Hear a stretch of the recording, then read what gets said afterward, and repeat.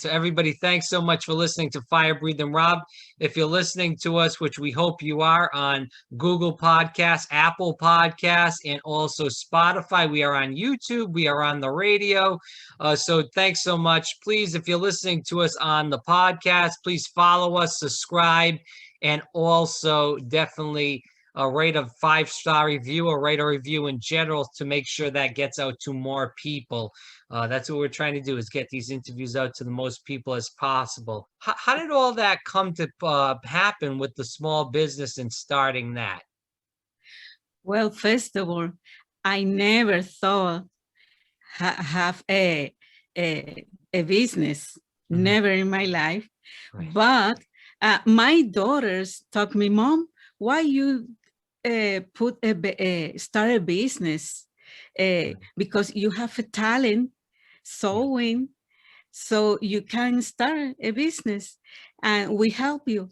And in that moment, I think about it and I say, maybe this time I can do it. But because my son, because first of all, I was looking for a better health for my son. And when he was stable, one day I wake up and I say, well, I think this is the time. This is the day to start a business. It's gonna be hard, but because nobody start a business, everything, but we start to read, to learn, to educate it about everything, and we start organize everything. We start to the name, to organize everything. I start to sketching, looking for fabric, and we are going slow, but we are going every day. We are learning, educating a lot.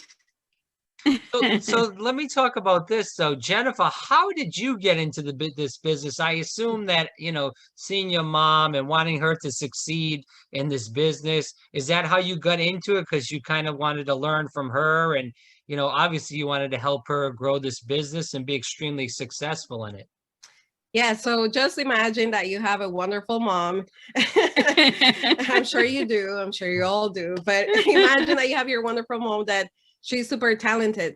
She has 3 daughters and 1 son, and she has always, throughout your entire life, she has been making your dresses for church, school uniforms, for my sister for pigeon competition. Just imagine that you had seen her grown and seen how she develops her creativity, creating, wonderful designs.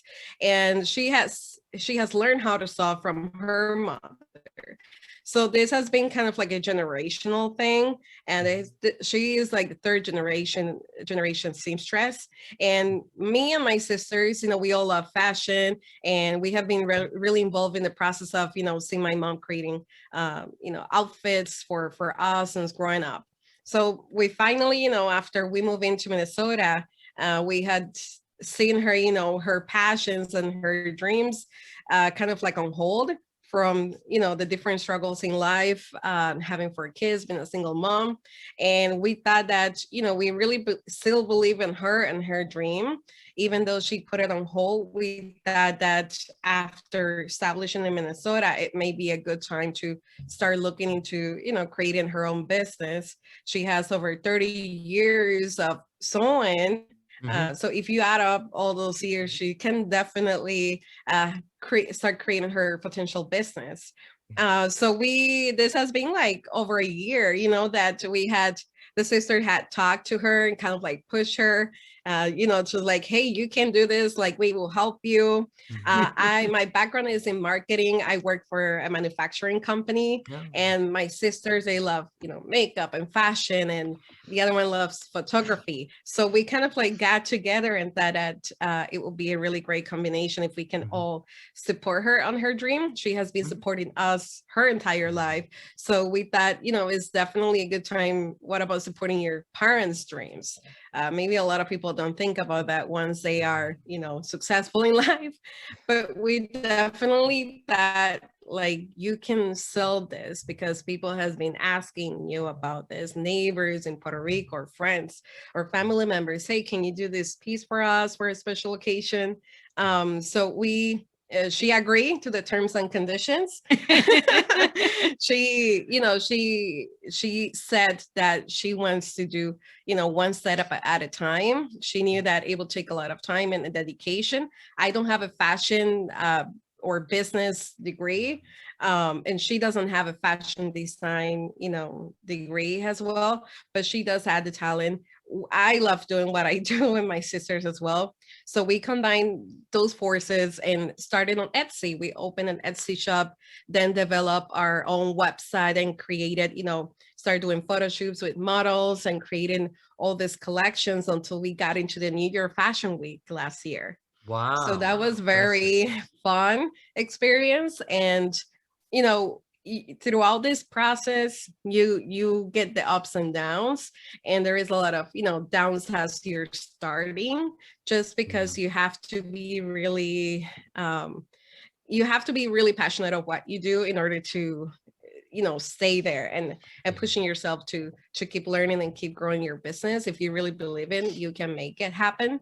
And even in the ups or down, we definitely push my mom and ourselves to learn. And as we grow and develop, you know, everything, that opportunity of showing the collection at the New York Fashion Week open her eyes and see all the possibilities out there for her. And one of those conversations, I had always asked my mom, what do you ambition? What do you want to do with the business? What is your like main dream? And it was showing her collection at the New York Fashion Week. So now we have to dream bigger. Right. So that's something that, you know, some people with the financial situations, you know, they may do very well in business because they have the capacity, they have the financials to you know, to grow their business really fast. For us, it was the opposite. We have been growing slowly and taking steps as we can, because we have some, you know, economical situations there too, because having a business it costs money, especially in fashion. And a lot of people don't realize that. And it's not only making your lines, it's marketing your line and just updating your website and all those things that involves money. But we had come together and put into what we believe in, and is my mom's dream. So we have an incredible story on today, and she's going to be talking about her business and also struggles and how to get through it. We know there's a lot of people that are struggling right now in life in general. So we're going to definitely go into that today. And this is Eva La Cúz, and she's going to be talking about her small business again, and also the trials and tabulations that she's went through in life and how we can actually get through our own trials throughout COVID and the other issues that we're experiencing right now in day-to-day life. So Eva, thanks so much for your time. Greatly appreciate it today. Thank you, Rob, for inviting us. Thank you so much. It's a pleasure being here. All right, so I'm going to ask, before we even get into the interview, both of you guys, if you want to talk about yourselves in general, also, it just as far as a little introduction. So if you guys can just introduce yourselves as far as an introduction. Thanks so much. Yeah, I'm a mom of 4. I'm from Puerto Rico, and I live washing my mom sewing. I grew up watching her, and I moved to Minnesota 5 years ago. As in a lot of struggles I have in my life, looking for a better life for my family and for me. And 3 years ago, I started my own business. You know, I'm making a little dress, for special occasions. Yeah, from newborn and 8 years old. And this is my daughter Jennifer. She helped me a lot in my business, and she support me to start in my business. And it is a lot of work, and every day we are working so hard, to grow the business. And I had definitely taken over to support my mom in her dream, and Yeah. supporting everything that I can with marketing, customer service, from social media, everything in between. Can you talk about Puerto Rico in general? We'll definitely go into the business, but since you brought it up and being from Puerto Rico, obviously the island has suffered extreme poverty and extreme hurricanes as far as in the past, few years, just to even say that in general, but even before that. How was it really traveling from Puerto Rico all the way to Minnesota? And can you talk about that struggle in general? How was it, Mom? Oh. It was, yeah, go ahead. Sorry. No, go ahead. Okay. No worries. So it was definitely a big change and challenge. Growing our entire life, and my mom, and throughout generations, we have been living in the island and raised in there. Again, it was definitely a big change, not only culturally, but also weather-wise. Whoever knows or have been in Minnesota know how cold it gets here. We have been used to 100-degree weather to -40. So definitely something to adjust. Definitely leaving, family and friends, and just everything that you had known all your entire life, into adjusting into a new reality that you're not used to it. You're not used to the language or the culture. Is definitely shocking. And it was definitely a process that took us a few months to at least adapt into, a new world for us. So definitely for me, my brother, which he is special needs, and for my sisters and my mom, was definitely, it took some time to get adjusted. We love Puerto Rico, and we love our little island, but we were, getting out of the island and looking for help and a better future for us. So Minnesota was one of the destinations that we thought about, and we moved in, and it was very, very hard, because you're not used to the language or the ways of people, dealing their everyday things at work, in school. So that was definitely something that it was a lot of pressure, because we had to adapt quick in order, to be successful, or at least, try to get our basic resources in place. It was very frustrated, because we didn't know really English. In Puerto Rico, they teach you English very basic, but it's not conversational as you wish to, once you move into a country, you could understand a few words, but for us, it was very hard to establish conversation, which is like super important if you're moving, and starting over in a new country. So yeah, it was very challenging. Again, still we miss the island, and we try to go back every time we can to visit family and to eat, of course. Puerto Rico has some delicious food, and to go to the beach as well. It's just, you have been living there your entire life. Just imagine yourself just taken out of that place because you have to, and just move to a new place, and you don't know people, and you have to start over. So that was a big change that we decided that it was time. At that time, my mom is a single mother of 4. So it was either, move out of the situation that we were. And we, at one point, we didn't have a house, we didn't have a car when we were little, and it was just a lot of things that will keeping us, like, how's my sisters and I call them, it was like a hole that you feel like you keep drowning, and you have to make decisions that may get you, uncomfortable. It's not easy, it could be frustrated. But at some point, you have to take a decision for yourself and what is best for you and those that you love, those that are around you. And we decided to move out of the country and move out to the States. So we moved into Minnesota. I moved 8 years ago. My family came 5 years ago. And that's kind of like how we did the move. It was, you know, it was a journey. I'm sure a lot of your audiences may identify with this. And we still miss it, you know, but we try to take one day at a time. I think that's the best way instead of getting clustered with everything that you have to do to learn to adapt. I think just taking one step at a time and one day at a time, you will get there.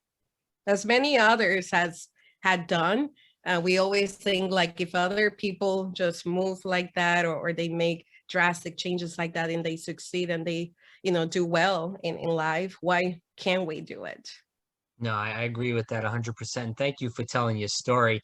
For people again that are listening, this is Eva La Cúz, and she is talking about her business and her, you know, her journey throughout life in general.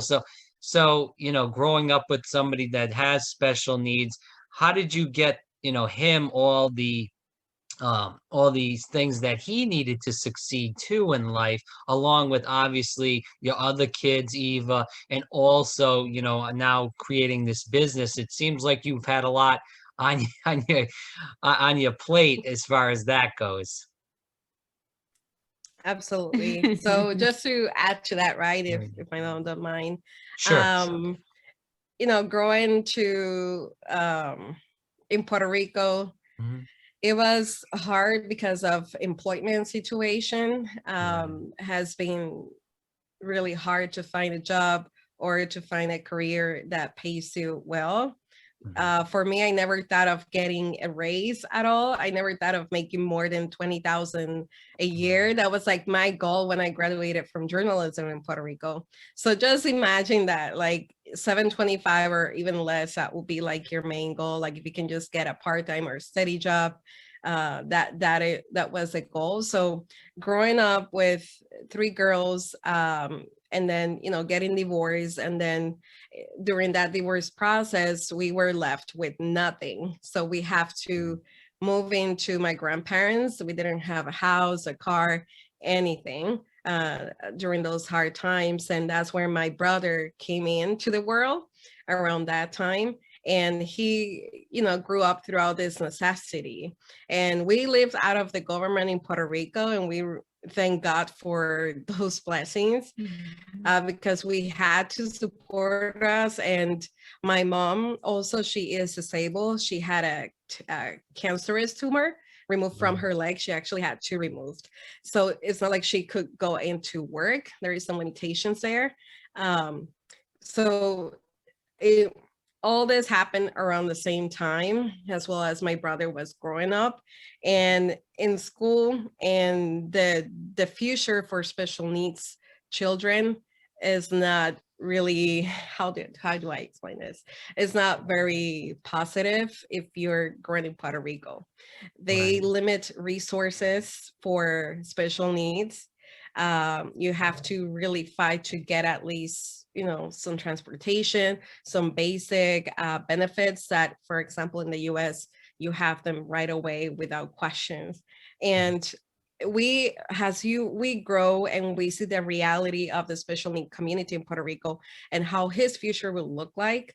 We didn't see them as this will be a positive thing for him or us. We wanted to get him a better future. And you know, my mom, he has also signs of autism, and he has microcephaly, and he is verbal, but you know, there is some other limitations too. And it was very hard just to get him the basic resources that special needs person needs. And after, you know, after he will had graduated from high school, there is nothing else for him to do. He will be just stuck at home. And it was very hard because he would get, you know, anxious, and just he has really high sensitivity in his ears. So any big sounds or noises, he will get him, you know, trigger, and other things will get him triggered. So my mom will have to be on top of him 24/7, basically, to make sure he wouldn't just, you know, one of those situations or triggers, he will just run away. which had happened before. He would just open the doors and he would just run out of whatever that situation was. And in Puerto Rico, you know, we like music, we like loud music. So in Puerto Rico, the cars will pass with loud music or fireworks and 4th of July, just those things that you may not think of. Or even in church, sometimes we'll get a little loud and he will just get out of the church. So we have to go outside. So just imagine that throughout his entire life, you know, he will be very, very sick until they get him into the right medication, and just not having transportation whatsoever to, you know, to even take him to the park or something.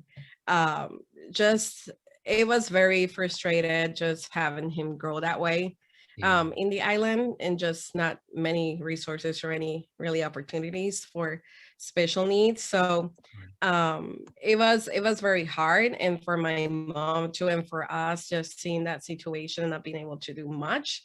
But we definitely we envision ourselves out of the country because of my brother. We really wanted to get him into a better future after, you know, he graduated from high school. We were sure that, you know, he have some talents. It just hasn't been very well developed. And there was some much opportunities in the US for him to like work, for example, and feel useful, which is something that we really wanted him to, you know, not be stuck at home, also be working or doing something that he really enjoys. And he has been able to do that here. And that was something that we really wanted to just get taken care of, just plan out what we're going to do after he graduated from high school. So 1 year before he graduated, that's when we moved to the States.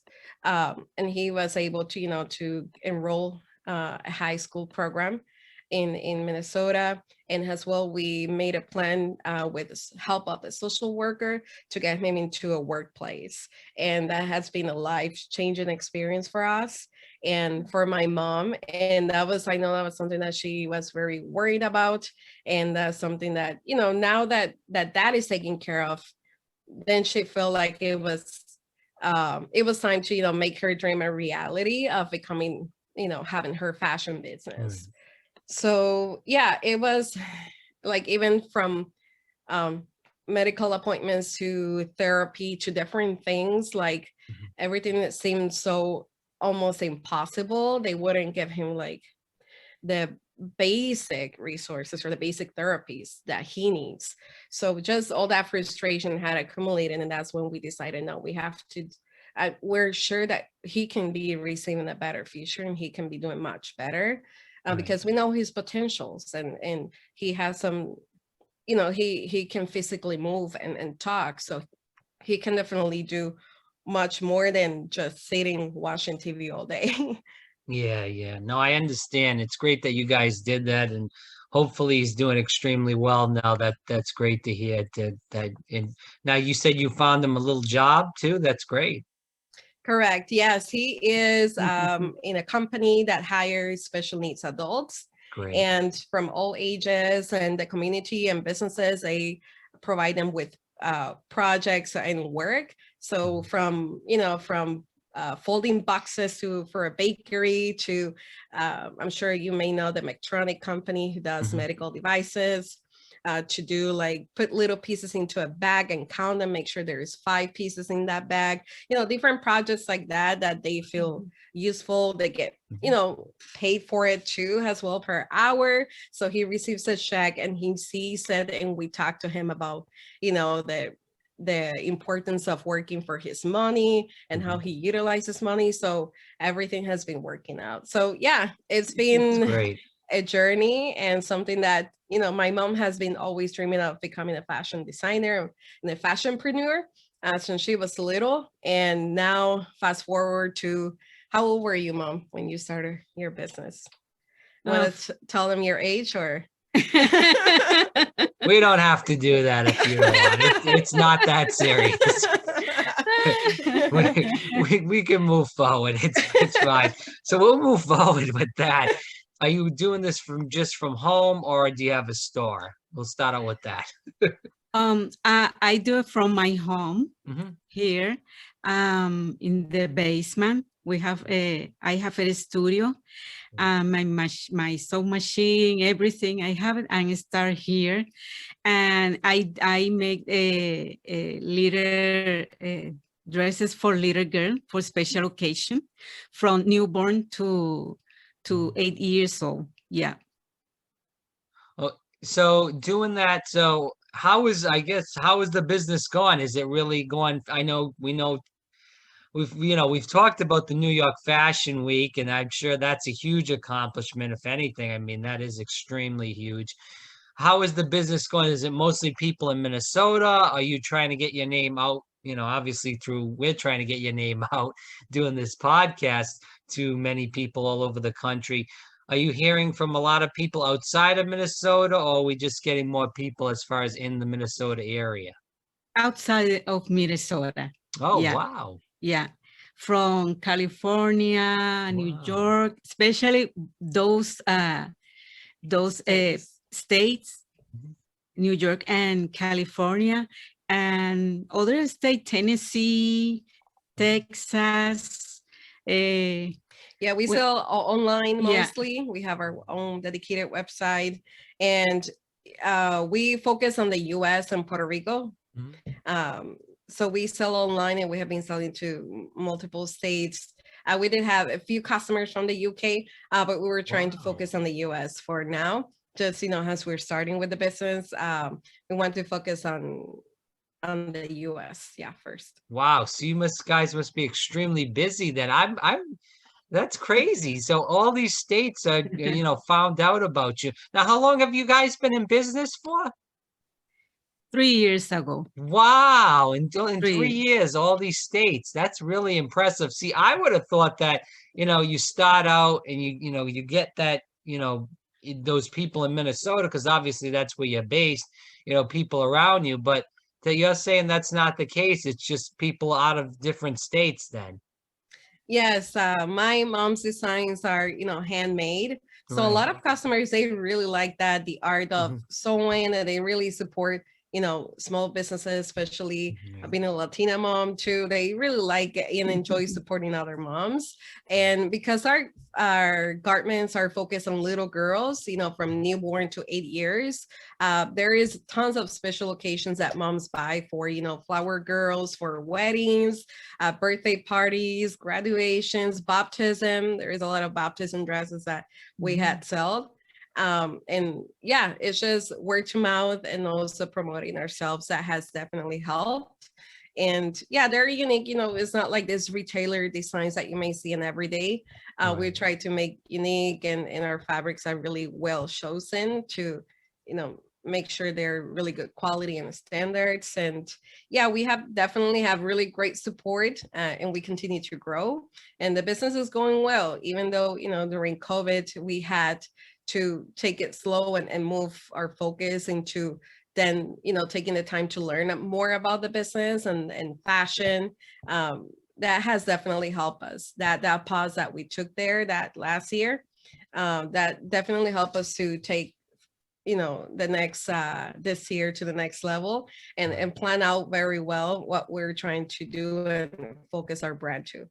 So how did the business get affected throughout COVID? Because a lot of people weren't spending money, a lot of people were out of work, people went homeless. It was a real tragedy, and it's still a tragedy that people are still getting sick and dying and not wearing their masks and stuff in general. So how did that COVID affect you guys? Because it could have been worse, I guess, or maybe it wasn't bad for you guys. Because I hear a lot of small businesses, I guess, that really got affected throughout COVID. So did it affect you at all? Yes, it affected our sales a lot. Our sales drop just during that entire year because our line focuses in celebrating those special occasions. And unfortunately, they weren't being celebrated. They were a lot of cancellations of events, and people were, trying to stay safe at home.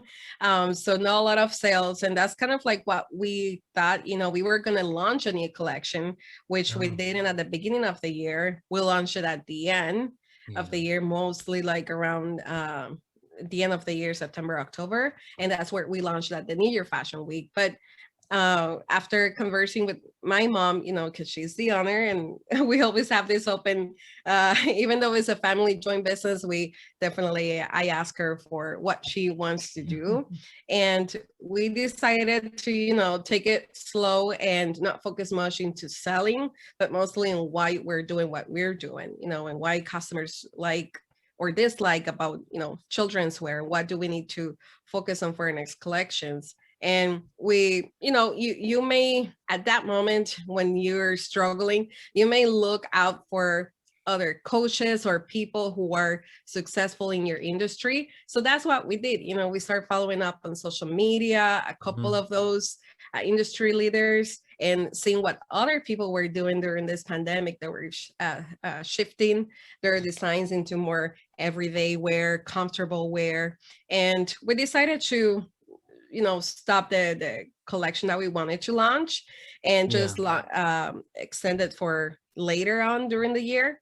But we wanted to focus on learning. And in fashion, there is a lot of learning, a lot of pieces that goes involved into, knowing the right people, and also learning industry, vocabulary, and also just trends, how to manufacture your line, how to promote your line, how to do your PR, how to manage your social media. So there is a lot involved into, making a business specifically in fashion.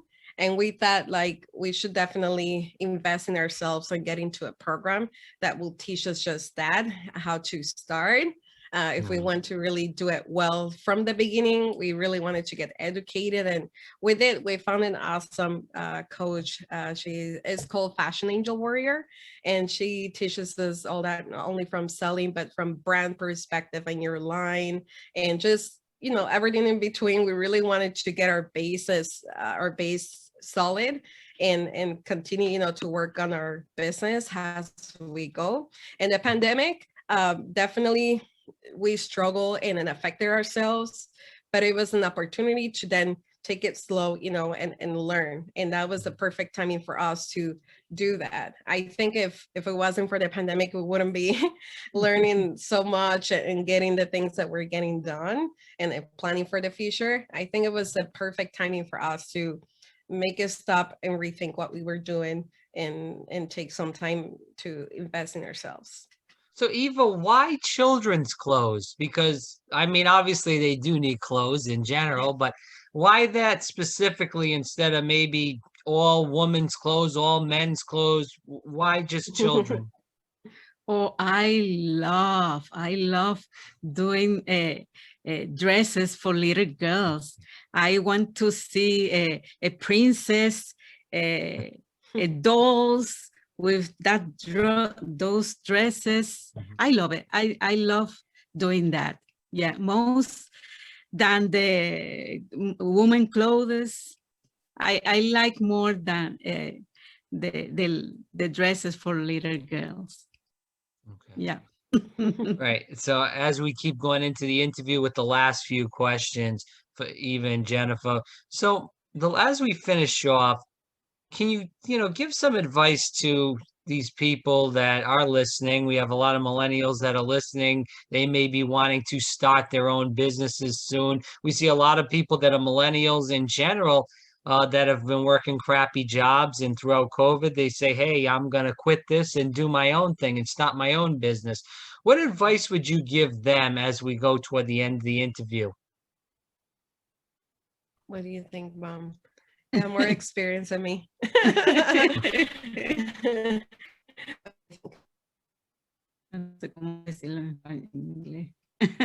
hold Can on, we you say lost it the in Spanish connection. and I will translate it? Yeah, no worries. We lost Okay, connection sorry. anyway for half a second, but go Oh, ahead. sorry. No, you're good.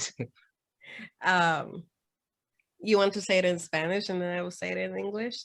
Yeah, it's fine. Okay. Whatever Okay. works.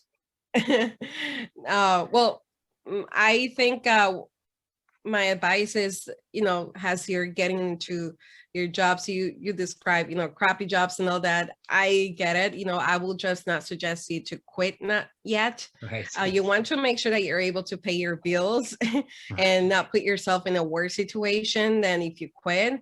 I know that you're very passionate about what you believe on your dream, and that's okay. Just keep pushing into making step-by-step decisions. I think that's what has been helping us. I'm still have my full-time job, and also, I do this on the side. So that's definitely, my goal is to also, quit my job and work full time on this. But I have to take care of, my family as well, and this roof, and there is some priorities and some things that you have to line up. But don't just quit just because you just want to pursue your dream. Definitely believe in it, even in those tough times. If you can make, if you believe in your dream, you can make it. And I think getting yourself not frustrated, cluster, like if you feel like in your business you have just a lot to learn, like, oh, this is too much. Like, I get it. We were in that same position when we started. Just take step by step, but just make sure that you take that first step. A lot of people may just be waiting for the right time or the perfect scenario, or they just keep researching. Just don't waste more time. As days pass, it's just another day that you may have had the opportunity to, make another, grow your business or another level in your business. So if you keep wasting your time and waiting for the perfect time, or making your business plan before, making your product and start selling it to see if people like it, if there is a need, just start with something. And trust me, you will change as you go. You will make adjustments as you go and as you grow. We started like that. We started with a business thing. We changed it. We changed our logo. We started with something very basic, and just to get started. That's the most difficult part, and to continue to push. Not just get started and then just the next week just feel like, oh, this is too much work. Then you're not passionate about your dream. You don't believe in your dream. So I think that has been really our focus. To, it's hard. Some days are very difficult to keep pushing in your business and keep moving your business forward. But if you're really passionate about, just make sure that your path is clear and that's what you really want to do before you commit all your time and money to it. Eva and Jennifer here on Fire Breathing Rob. As we end the interview, can you guys give the viewers some information on if they do want to get in touch with you and check out the website, what your social media accounts are, just so people can follow you and get in touch with you in general? Definitely. So thank you for listening to us, first of all. We hope that has been of inspiration for you. Maybe a friend just share this video, with all your friends, family, whoever you think it needs that first push or first step to start believing in themselves and move forward with their business. Please share. And you can definitely find us on the internet and all over social media. We're at www.evalacuz.com, or like we will say in Spanish, Eva La Cúz. They're both well. And on social media, we are on Facebook, Instagram, Pinterest, Twitter. We don't use Twitter so much, but Instagram and Facebook are our main two. So feel free to DM us if you have questions for us, or how we started in the fashion business, any connections. We're willing to share that with you. I think sharing knowledge is powerful, and to definitely benefit other people out there that are wanting to do something with their lives and taking that first step into their dreams. So definitely feel free to reach out again, evalacuz.com. And we really appreciate your time, Rob, as well. Thank you so much for having us. Yeah, thank you so much. No worries. Thank you guys again. EvaLaCúz.com. It's EVALACUZ.com, of course. And then you can look them up on social media too. Guys, thanks so much for your time tonight. I really appreciate it. Thank you.